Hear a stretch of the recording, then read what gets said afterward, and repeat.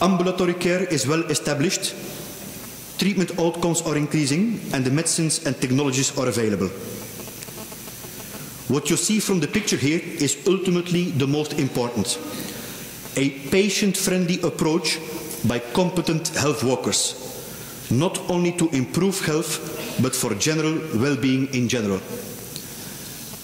Madam Minister for Health, dear colleagues, I would like to reassure on behalf of the Regional Director that we are very much looking forward to further strengthening our collaboration. It is very impressive the way that Kazakhstan has gone the last 10 years, and we are very much looking forward to go together for another 10 years in the future. Thank you very much.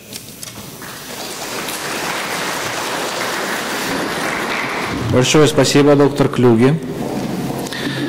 Позвольте представить вашему вниманию доктора Эгермана, генерального директора онкологического института имени Густава Руси. Тема выступления – системный подход к развитию онкологической службы. Пожалуйста, господин Эгерман.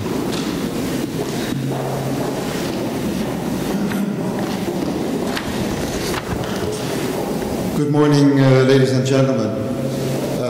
Cancer Institute Gustave Roussy has a very well-developed personalized cancer medicine program, and I've been asked to discuss the personalized cancer medicine developments also in the context of what it would mean for Kazakhstan and how to sort of place it within the priorities of the Kazakhstan program in cancer medicine. So the president of Kazakhstan has decided that there is going to be a major focus on oncology. And of course, the background to this is that it's a rapidly increasing worldwide burden.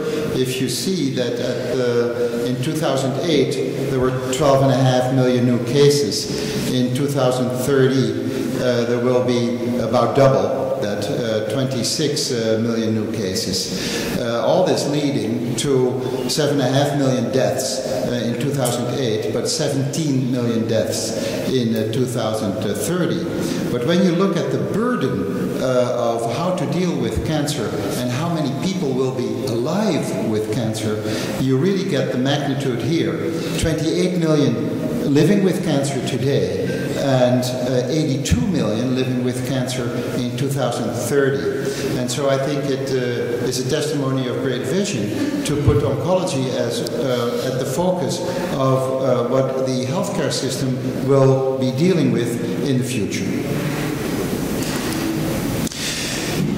In Western Europe, like in France right now, cancer has become the #1 cause of death and has passed cardiovascular disease. Probably in Kazakhstan at this point in time, it's still cardiovascular disease as the #1 cause of death. But it will develop in the direction of what we are seeing in Western Europe. Still, however, for both domains, both in the cardiovascular disease arena as well as in the cancer arena, the #1 problem remains smoking. In France, still 1/3 of the males smoke and 1/5 of the females smoke. But actually, when you look at young females in France, it is rapidly increasing, and we expect a whole epidemic of lung cancer cases in women in France. So personalized cancer medicine is really the product of molecular biology and of what we also call molecular cancer medicine. That the old concept of cancer has completely changed paradigm. In the old way, we were looking through a microscope and we would decipher and we would describe a irregular cellular histopathologic pattern, and we would call that cancer. And we would only be able, for instance, in breast cancer, to categorize 2 to 3 different kinds of breast cancer by this manner. Nowadays, we realize that when you look at gene expression profiling, that there are many different breast cancers, and that there are at least 4 or 5 main breast cancer families, but that if you go into further precision addition, by looking at further mutations, genetic mutations in breast cancer, you can end up in as many as between 15 and 20 different breast cancer types that would require different kind of drug approaches or drug combinations. The important thing is that when you look at the 5 main breast cancer families, they have very different prognosis and very different natural courses of disease, both in relapse-free and in overall survival patterns. This is not only true for breast cancer, but it's basically true for all cancers. So in lung cancer, we used to be able to only basically define squamous lung cancer, adenocarcinoma, and non-small cell lung, and small cell lung cancers, just by histologic criteria. Now we know that at the molecular level, we have many different pathways within the cancer cells that can be derailed by specific mutations, and therefore we can have many different lung cancers. And for different lung cancers, you may be looking at very different drugs to treat them. So where we see that all these common cancers are splitting up in many different diseases, we need a lot of translational research with patient-based cancer material to shuttle back between the basic research laboratory and the clinical research programs to define what cancer is, how big a family of diseases it is, and how we can define new targets of treatment. If you find a mutation-driven drug development result, then you can already be very successful in phase 1 studies. Whereas in the past, the phase 1 study was only designed to find out toxicity of some non-specific chemotherapeutic agent. Here you see 3 New England Journal of Medicine publications, all in the same year, and all about 3 different drugs that were mutation drug development driven. And you see these are very similar and very high response rates in often above 80% of patients when treated with these mutation-driven drug development drugs. So, I will take in this talk just one example, melanoma, which is a highly malignant form of pigmented skin cancer, and to discuss with you the potential of personalized cancer medicine, but also the problems with it.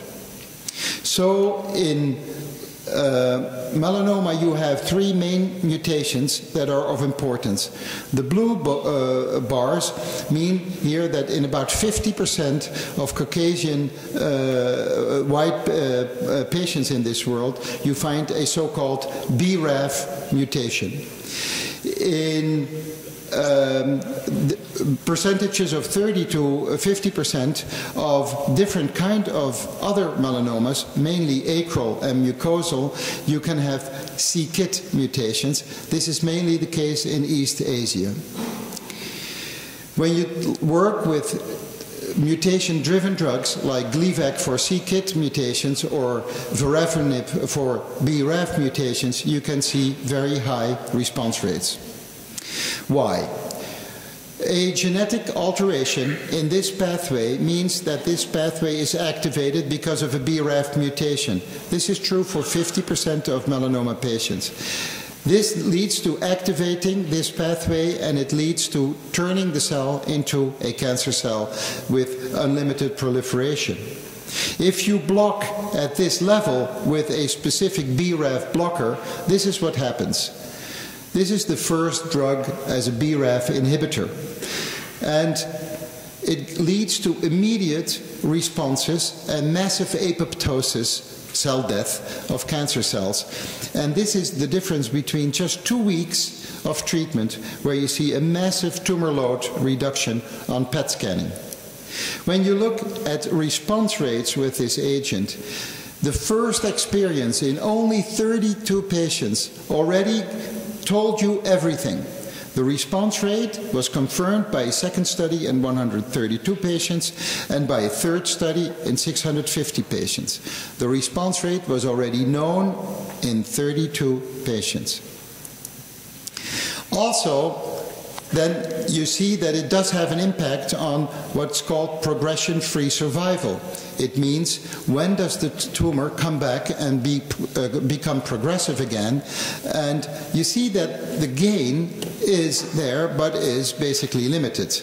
With old-time chemotherapy, PFS is only 1.6 months. With the targeted agent, it's 5.5 months. However, when you look at the overall survival benefit, it only translates into a 3.6 months median benefit. So what you can see is that this is the benefit, but you see that when they relapse, they die basically as rapidly as they would have died with a chemotherapy alone, but only 5 months or 4 months earlier. So there is both the success and the failure in one story. This patient has a BRAF mutated melanoma, and all these are metastases. You can see that he has a massive tumor load.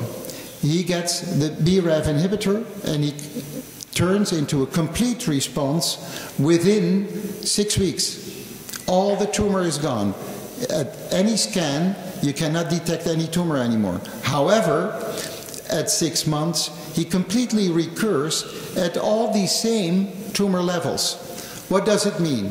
It means that the heterogeneity of the tumor is already there at the beginning of the presentation, and that perhaps it has killed off 95% of all tumor cells, but 5% had a different mutation that was resistant to the drug, and therefore the tumor recurs very rapidly after 6 months. So it's a success story, but at the same time there is failure. That brings me then to the philosophy of this pathway. In this pathway you have different proteins that you can block. So you can also block at the next pathway level, at the MEK level, or you can block at the ERK level. And so it makes sense to develop drugs that can block at each of these levels. If you just block with a MEK inhibitor, you basically get about the same result as with a BRAF inhibitor. But when you block at the BRAF and the MEK level, an intra-pathway blocking, you will get about double the response rate. You will get about doubling the length of response. But you will still get recurrences, you will still get relapses. And the reason is that this is in most patients not the only activated pathway, but in many patients there's also an activation of the PI3 kinase pathway, meaning that you need yet another drug to also kill off another engine in the cancer cell, so that you have inter-pathway blocking and not only intra-pathway blocking. So when you do give the combination of a BRAF